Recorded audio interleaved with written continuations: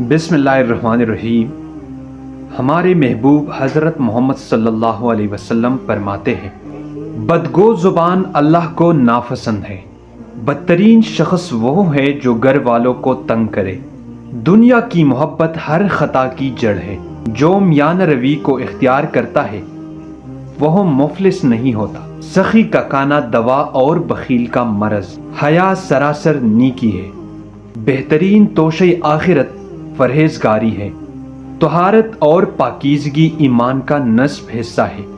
موت کو یاد رکھو تاکہ دوسرے غم و رنج بھول جائے۔